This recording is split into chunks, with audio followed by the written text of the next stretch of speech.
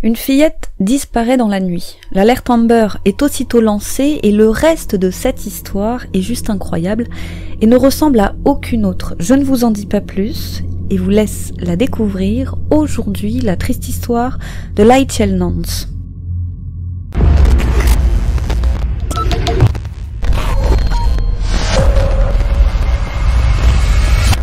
Hello tout le monde, bienvenue sur YouCrime, je suis Lila. Et moi Lilia. Et nous sommes les YouCrime Sisters. Merci à tous vos messages, je vois que vous réagissez énormément sur Instagram, ça nous fait très plaisir. Et encore et toujours sur YouTube, merci du fond du cœur. Et on a le plaisir cette semaine de vous présenter le sponsor du jour. Surfshark. Surfshark est un VPN qui va vous permettre de sécuriser vos informations personnelles lorsque vous surfez sur Internet. Grâce à lui, toutes les données vont circuler dans un tunnel encrypté qui va permettre de garantir leur confidentialité. Ainsi, toutes vos données personnelles, telles que vos mots de passe ou encore vos coordonnées bancaires, sont protégées. Et bien évidemment, sans que Surfshark ne conserve vos données personnelles. Et comme Surfshark dispose de plus de 1000 serveurs partout dans le monde, vous allez pouvoir cacher votre adresse IP et ainsi avoir accès à de nombreux contenus auxquels on n'a pas accès normalement en France. Par exemple, moi je m'en sers pour regarder des films, des documentaires true crime sur le Netflix US par exemple. Et c'est pareil pour Amazon Prime, pour Disney+, etc. Et comme en ce moment, à cause du contexte actuel, on est obligé de faire une grande partie de nos achats en ligne, les fraudes se sont multipliées. Et sachant qu'une personne sur 3 n'est pas remboursée l'année suivant la fraude, donc personnellement, je préfère prévenir que guérir et utiliser Surfshark comme ça quand je fais du shopping en ligne. Surfshark me protège mes données bancaires, me protège des logiciels malveillants et me débarrasse en plus des pubs. Surfshark, ça vous permet aussi de pouvoir utiliser le Wi-Fi public sans avoir peur qu'on vous vole vos données, qu'elles soient encore une fois bancaires ou personnelles. Et en plus d'être un excellent VPN, sachez que Surfshark a un excellent rapport qualité-prix. 1,84 € par mois seulement. Et pour ce prix, qui est très bas, sachez qu'il a beaucoup plus d'avantages que la plupart des autres VPN que vous trouvez sur le marché. Vous pouvez par exemple l'utiliser sur autant d'appareils que vous voulez. Alors il y a une tablette, un ordinateur, téléphone, etc., etc. Alors on vous laisse le lien en barre d'infos et avec le code YouCrime, vous avez moins 83% et 3 mois gratuits. Voilà, vous avez aussi une période d'essai de 30 jours. Si vous êtes satisfait, tant mieux, sinon vous êtes remboursé. Donc si vous comptiez prendre un VPN, c'est l'occasion et le prix est vraiment imbattable. N'hésitez pas à aller en barre d'infos, n'hésitez pas à cliquer sur le lien et protégez-vous sur le net, c'est important. Voilà en ce moment. Voilà, alors aujourd'hui, on en parlait avec Lilia tout à l'heure, on s'est dit, alors la semaine dernière, enfin il y a quelques jours, on a proposé La femme dans le baril. Et cette semaine, et c'est un hasard complet, on propose L'enfant dans la poubelle. Mais vous verrez que cette fois, c'est pas une fin aussi tragique. Autant dire un peu trop Lilia, mais disons que c'est une histoire très particulière. J'en ai pas vu deux comme ça personnellement. Ouais. Et on a hâte que vous la découvriez. Elle redonne du baume au cœur. Voilà. Et on vous laisse avec la vidéo. Nous sommes en mai 2005. C'est un samedi soir comme les autres pour la petite Lychell, 8 ans. Elle passe la nuit chez sa marraine, Lisa Taylor, car sa mère travaille ce soir-là. La maison est calme et tout semble normal. La petite Lychell finit par s'endormir dans l'une des chambres, dans un lit qu'elle partage avec le petit-fils de Lisa, alors âgé de 1 an. Et lorsque les filles de Lisa rentrent chez elles vers 1h du matin, après avoir passé la soirée à faire du patin à roulettes, elles se rendent directement dans la chambre des enfants pour s'assurer que tout va bien. Elles pensent les trouver endormis, mais en entrant dans la chambre, il n'y a que le petit garçon. Elles s'aperçoivent que Lychell n'est pas là. Inquiètes, elles vont alors réveiller leur mère pour lui dire que Lychell a disparu. Quand elle apprend la nouvelle, Lisa est paniquée. Elle fouille la maison avec ses filles à la recherche de Lychell, mais elle ne la trouve nulle part. Lisa décide alors d'appeler Mychell, la maman de Lychell, pour lui demander si elle ne serait pas, par hasard, venue récupérer sa fille. Mychell lui répond que non. Elle lui explique alors que Lychell a disparu, qu'elle l'a cherchée partout, mais qu'elle ne la trouve nulle part.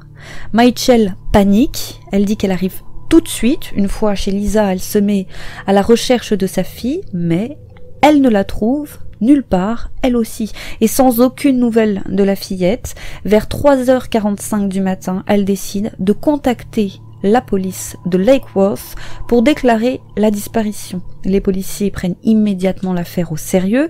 Ils se rendent au domicile de Lisa, situé à Lake Worth, en Floride.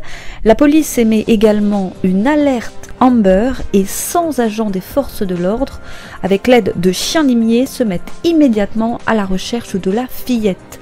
Ils passent au peigne fin les zones situées aux alentours du domicile de Lisa et interrogent les personnes qui étaient présentes au domicile le soir de la disparition de Laichel. Ils interrogent donc, entre autres, Milagro Cunningham, un adolescent de 17 ans originaire des Bahamas qui vivait avec la marraine de Laichel, Lisa, depuis environ 4 mois. Il est né et a grandi aux Bahamas, il a 9 frères et sœurs, et 2 ans avant qu'il n'atterrisse chez Lisa, sa mère l'avait envoyé vivre aux États-Unis, chez sa tante à Lake Worth, en Floride, car elle ne pouvait pas s'occuper de lui. Mais voilà, en un mois, Cunningham avait été arrêté 3 fois pour cambriolage. À cette époque, Milagro fréquentait l'école John Leonard Haight à Green Acre, mais il avait abandonné les cours après l'une de ses arrestations. Alors 4 mois avant le drame, sa tante, devenue frustrée par les activités criminelles de Milagro, avait fini par le jeter dehors. Après l'avoir jeté à la rue, il a dormi dans une petite voiture délabrée située dans la cour de chez Lisa. Elle était alors allée voir pourquoi ce jeune homme dormait là. Il lui avait alors expliqué qu'il n'avait nulle part où aller, que sa tante l'avait mis dehors, et lorsque Lisa entend ça, touchée, eh bien elle prend la décision d'héberger le jeune homme. Elle a pitié de ce jeune inconnu. Et Lisa n'a jamais fait aucune différence entre lui et ses enfants. Elle le traitait comme un membre de sa famille et avait essayé de l'aider, mais elle ne pouvait pas l'inscrire à l'école et il ne pouvait pas trouver de travail car il était en situation irrégulière aux États-Unis. Il n'avait ni carte verte ni certificat de naissance. Il passait donc ses journées à jouer seul au basket et ses soirées à jouer à la Nintendo.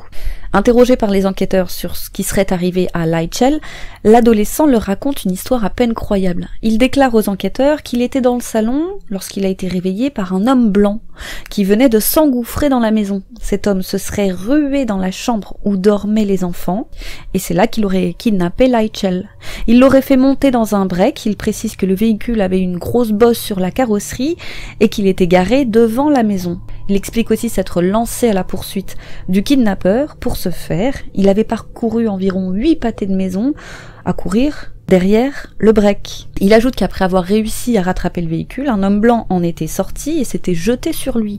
3 autres hommes blancs étaient ensuite à leur tour sortis du véhicule pour l'attaquer. Ils l'ont alors plaqué au sol et lui ont donné des coups de pied et des coups de poing pendant près de 20 minutes avant de s'enfuir.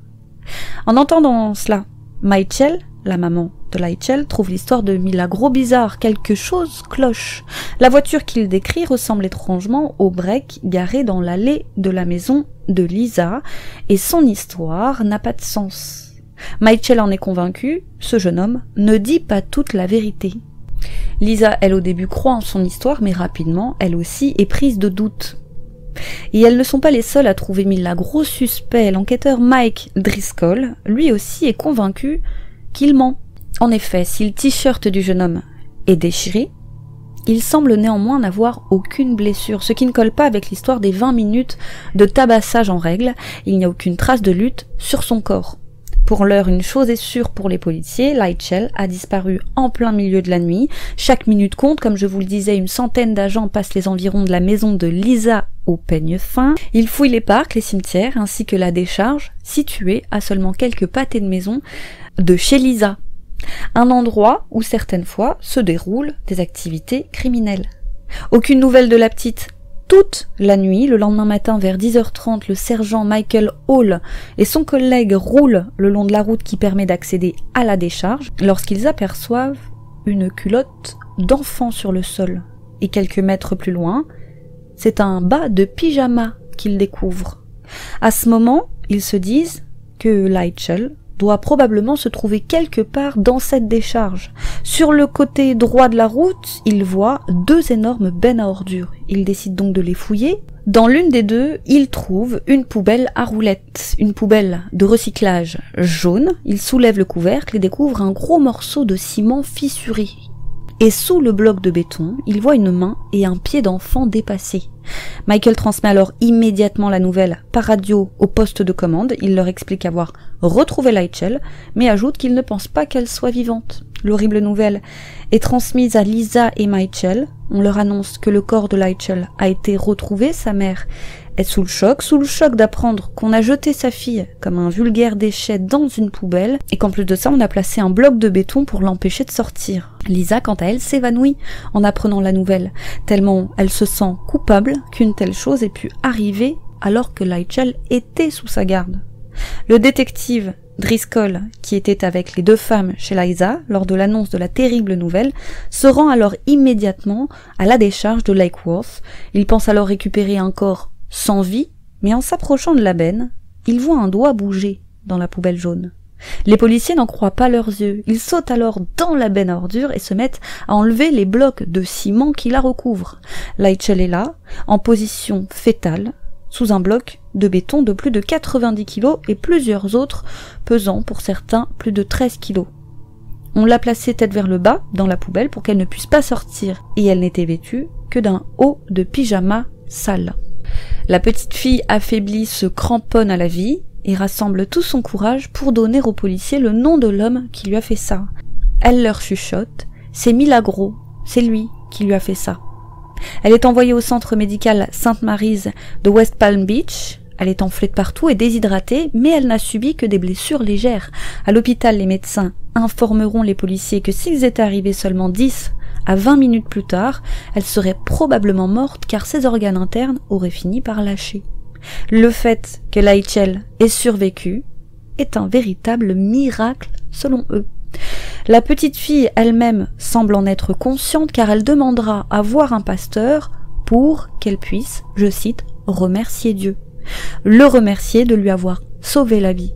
Okay, what did he try to do, or what did he do? Speak up, baby.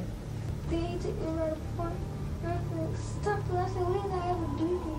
And you keep saying, shut up. Shut up. It's okay. It's okay. What it's okay. You hurt me. I was trying to say out, but I couldn't. Après avoir retrouvé Lightshell, les détectives réinterrogent bien évidemment Milagro et l'adolescent finit par avouer avoir emmené la petite fille à l'ancienne décharge et l'avoir agressée sexuellement. Il a ajouté qu'il l'avait étouffée jusqu'à ce qu'elle tombe au sol, puis avait caché son corps dans la poubelle car il craignait qu'elle ne dise aux autres ce qu'il lui avait fait. En apprenant la terrible vérité, c'est l'incompréhension pour Lisa. Milagro semblait très protecteur avec Lightshell. Il lui disait souvent de rester loin des garçons et elle n'arrive pas à comprendre comment, après avoir passé plusieurs mois avec lui, elle n'a pas vu son vrai visage. Elle qui pensait le connaître ne s'attendait pas à ce qu'il fasse une chose pareille. Elle avouera même que cette tragédie a changé beaucoup de choses en elle et qu'elle n'accorde plus aussi facilement sa confiance qu'auparavant. Elle ajoutait également qu'elle se sent responsable de ce qui est arrivé à la petite fille, qu'elle en est persuadée. Si elle ne s'était pas endormie ce soir-là, rien de tout cela ne serait arrivé. Lightshell expliquera par la suite en détail aux policiers ce qui s'est passé la nuit du drame. Selon elle, elle dormait paisiblement lorsqu'elle a été réveillée par quelqu'un qui l'a touchée. C'était Milagro Cunningham. Il a attendu que Lisa s'endorme pour venir la réveiller. L'adolescent l'a alors fait sortir de son lit et lui a demandé de le suivre à l'extérieur de la maison. Il a fermé la porte derrière lui, l'a attrapée et lui a dit que si elle criait, il lui ferait du mal. Il l'a ensuite obligée à le suivre jusqu'à la décharge et là-bas, un véritable cauchemar a commencé pour la petite fille. Milagro l'a jetée sur le sol, puis l'a frappée à de nombreuses reprises et ensuite il l'a violée. Elle a crié et s'est débattue de toutes ses forces, mais elle ne faisait pas le poids face à son agresseur. Elle était si frêle qu'elle n'avait pas la force de lui résister. Elle a alors fini par perdre espoir. Elle s'est dit que personne ne pourrait l'entendre et s'est alors arrêtée de pleurer et de crier. Elle est restée allongée, sans bouger, pendant qu'il la violait, persuadée que personne ne lui viendrait en aide. C'est à ce moment que Milagro l'a attrapée et qu'il s'est mis à l'étrangler. Lightshell s'est débattue, mais une nouvelle fois, elle ne faisait pas le poids. Alors elle a pris une décision particulièrement intelligente pour son âge. Elle a décidé de faire la morte. Et c'est d'ailleurs ce qui la sauvera. Encore aujourd'hui, elle ne sait pas pourquoi elle a pris cette décision, encore une fois, qui lui a sauvé la vie. Quand il a essayé de l'étrangler une nouvelle fois, au lieu de bouger et de tenter de se libérer, elle a tout simplement retenu son souffle. Et quand il l'a jetée au sol, elle est restée les yeux fermés et immobile. Il l'a ensuite appelée par son nom, mais elle n'a pas répondu, pensant alors qu'elle était morte. Il l'a jetée sur son épaule, puis mise dans une poubelle jaune située dans la benne à ordures. Il a ensuite recouvert le tout de blocs de ciment, et chaque fois qu'il plaçait un bloc au-dessus d'elle, il disait pardon et se mettait à rire. À cet instant précis, Leitchell s'est retrouvée piégée sous des blocs de béton pesant près de 4 fois son poids. Elle n'arrivait pas à bouger et était persuadée que sa dernière heure était arrivée. Elle a finalement fini par s'endormir et restera ainsi pendant de nombreuses heures jusqu'à ce que la police la retrouve. Elle a été réveillée par la voix des policiers et c'est là qu'elle avait agité ses petits doigts pour leur faire savoir qu'elle était bien en vie. Et c'est ainsi que s'est achevé son cauchemar. Suite à ses aveux, Milagro est accusée de 6 crimes, dont tentative de meurtre au premier degré, enlèvement et agression sexuelle contre une personne de moins de 12 ans. Il est détenu sans caution et poursuivi en tant qu'adulte, malgré ses 17 ans au vu de la gravité de l'affaire. Le procès aura finalement lieu 4 ans après le crime, et si Milagro est reconnu coupable, il risque la prison à vie. La mère de Leitchell explique avoir été dégoûtée par l'attitude du jeune homme lors du procès. Selon elle, il était assis là, le sourire aux lèvres, et elle avoue avoir eu du mal à rester en place tellement elle voulait lui sauter dessus pour lui faire payer tout le mal qu'elle avait fait à sa fille, mais elle était bien consciente que la sécurité ne l'aurait pas laissé faire. Lors du procès, les avocats de Milagro ont plaidé la folie et affirmé pour sa défense qu'il avait l'âge mental d'un enfant de 7 ans et qu'il ne savait pas distinguer le bien du mal. L'avocat de Cunningham a même tenté de convaincre le jury qu'il était autiste en s'appuyant sur le témoignage d'une psychologue qui avait affirmé que la mère de Cunningham avait consommé du crack pendant sa grossesse et que par conséquent, Milagro avait développé une forme d'autisme. Tout cela, Leitchell n'y croit pas une seconde. Selon elle, aucun enfant de 7 ans n'aurait essayé d'étrangler quelqu'un à mort et pris le temps, qui plus est, de maquiller son crime en recouvrant sa victime de blocs de béton particulièrement lourds. Et elle n'est pas la seule à ne pas croire à l'argument de la défense, les jurés non plus ne sont pas dupes. Et en 2009, Milagro est condamnée à 4 peines d'emprisonnement à perpétuité, plus 45 ans pour le viol, l'enlèvement et la tentative de meurtre de Leitchell. Mais renversement de situation, l'année suivante, la Cour suprême américaine prend la décision d'interdire que ne soient prononcées des peines de prison à l'encontre de mineurs qui n'ont pas commis de meurtre. Car selon les juges de la Cour suprême, les cerveaux des adolescents ne sont pas complètement développés et à ce titre, ils méritent une seconde chance. Milagro étant âgé de 17 ans au moment des faits, son avocat demande alors à ce que sa peine de prison soit baissée de manière drastique. En 2014, lors d'un second procès, Milagro est condamné à 70 ans de prison. Son avocat fait appel, affirmant que 70 ans, c'est l'équivalent d'une peine de prison. Il précise d'ailleurs que son client est gravement malade, puisqu'il a un pacemaker, souffre d'insuffisance rénale et doit subir des dialyses régulièrement. Leitchell, ne supportant plus d'entendre Milagro se trouver des excuses pour justifier son crime, elle décide cette fois de prendre la parole lors de l'appel. Lors du procès, elle explique au juge que Milagro lui a volé son enfance et qu'il a détruit sa vie. Elle ajoute qu'elle pense qu'il ne doit pas être libéré de prison car, selon elle, il n'éprouve aucun remords pour ce qu'il lui a fait.